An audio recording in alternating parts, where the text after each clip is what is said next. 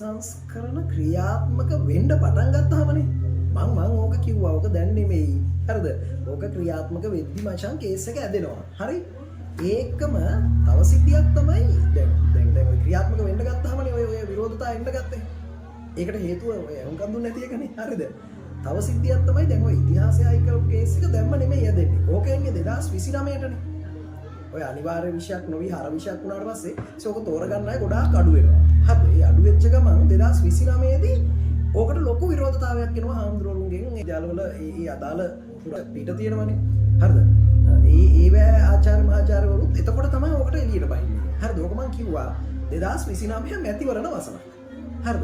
අධිපතිවරණයක් එනවනේ. ඒක කවුරු හරි දානවනේ චන්ද්‍රප්‍රකාශ් මැතිවරණ ප්‍රතිපත්තියට අපි ඉතිහාසයේ විෂය වගේ මේ ජාතිකාරණිතාවයට වැදගත් විෂයක්. හරිද? හර විෂය කරනවා ආපහු කියලා දානවනේ. දාපු ගමන් ආදි වෙනවා ඒක ලොකු මතයක් හැදෙනවා මෙහෙම ජාතිකාරණිතාවයන් වනසන අරම. ඕක මම කිව්වා. හරිද? ඒක කිව්වා මචං. ඒවට ඒක ගණන් ගත්තේ නෑනේ. ඔන්න අහගනින් ඕකට මට ඕකට ප්‍රොෆෙසර් කෙනෙක් කියපු එක මම අර මචං අර වීඩියෝ වගේක් කරානේ. ඕකට හරි ෂෝක් කතාවක් කියපු ප්‍රොෆෙසර්ලා දෙන්නෙක් ඉන්නවා.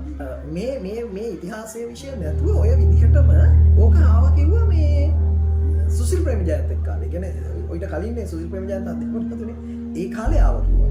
හරිද? ඒ ආපු වෙලාවේ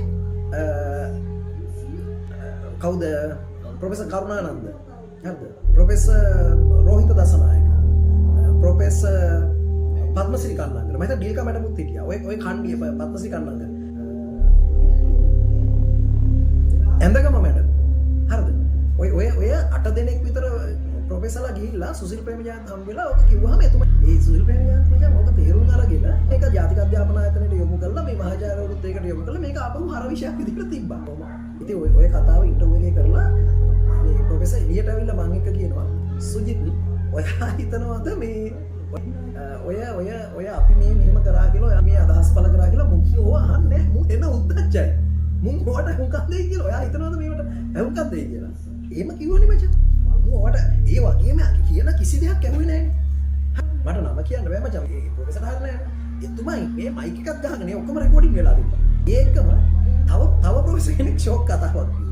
හරිද?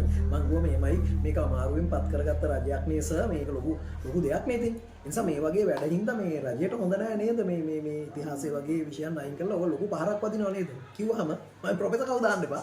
හරිද? කිව්වහම මොකක්ද දන්නවද කිව්වා මචං? මෙහෙම කරලා කිව්වා මේ වැඩෙන් ආණ්ඩුවක් නාලා අනුරත් නාවනවා කිව්වා. හරිද? මේ ඉතිහාසයේ විෂය අයින් කිරීම වගේ මේ නොහික්මුණු තීරණ කියන්නේ සිටු සමාජයට සංවේදී කාරණානේ. එතකොට ඔය වගේ මේ ඉතිහාසතර ඒව නොසලකා මේ කරන වැඩෙන් මේකෙන් ආණ්ඩුවක් නාලා අනුරවත් නාවනවා කියලා කිව්වනේ. හරිද? ඒක තමයි. එතකොට දැන් ඒක නෙමෙයිද වෙලා